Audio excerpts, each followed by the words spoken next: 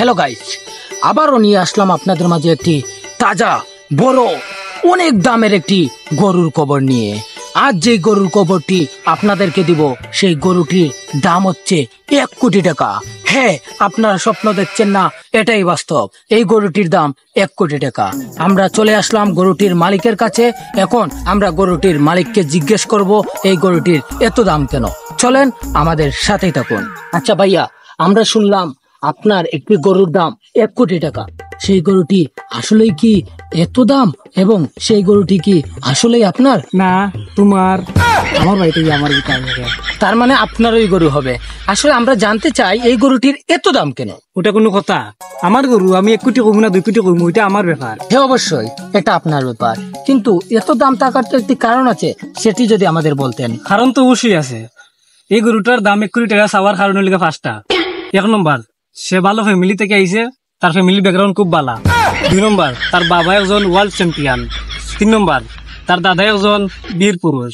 4 নম্বর, তার দাদার বাবা হইল গিয়া মহানায়ক। আর 5 নম্বর, সে কথা বলতে পারে। বলেন কি, সে কথা বলতে পারে? অবশ্যই সে কথা বলতে পারে। এই প্রথমবার শুনলাম, কিন্তু কিভাবে? আসলে ও হাম্বা হাম্বা করে কোন ভাষায় যে কথা বলে তার ভাষাটা আমরা বুঝি না। আরে মিয়া, এটা কি কথা বলা হলো নাকি? সবগুলোই তো হাম্বা হাম্বা বলে। দূর মিয়া, সে বুবা না গীতা।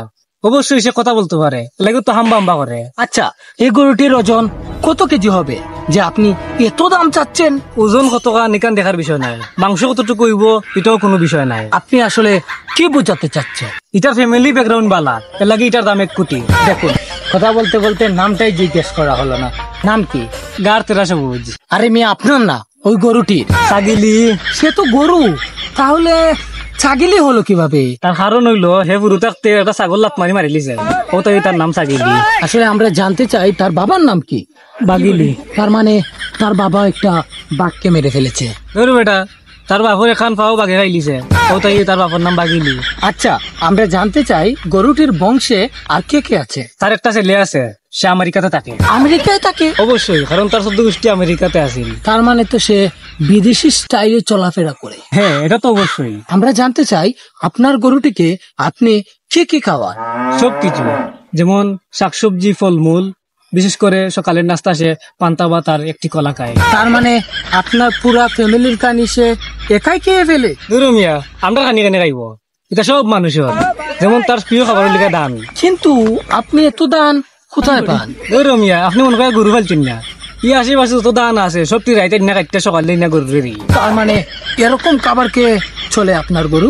অবশ্যই, ধান না খাইলে গরু ফাল মুখিলা, আর গরু তাজা রাখতে হইলে ধান খাবানি লাগে। আচ্ছা, আপনি যে এই গরুটির দাম 1 কোটি টাকা চাচ্ছেন, আসলে এই গরুটির মাংস সোনা দিয়ে তৈরি নাকি রূপা দিয়ে তৈরি? মিয়া, আপনার সাংবাদিক খেয়ে বানাইছে, মাংস একবার শোনার হইব গিলা। বলে এত দাম কেন চাচ্ছেন? যে কইছিলাম তার 100 বছরের ফ্যামিলি ব্যাকগ্রাউন্ড আছে।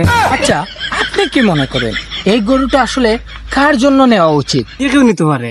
আসলে এই গরুটা যে কিনবো সে খুবই ভাগ্যবান। তার মানে এই গরুটি যে কিনবে সে টাকার বস্তা নিয়ে আসতে হবে। আমার মতে যারা টেকায় খাওয়া যায় তারা এই গরুটা নিব। আচ্ছা, আপনাকে ধন্যবাদ।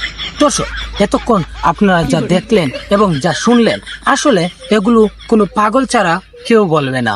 আসলে মেয়াদ উত্তীর্ণ গাঁজা খেলে যা হয় আর কি।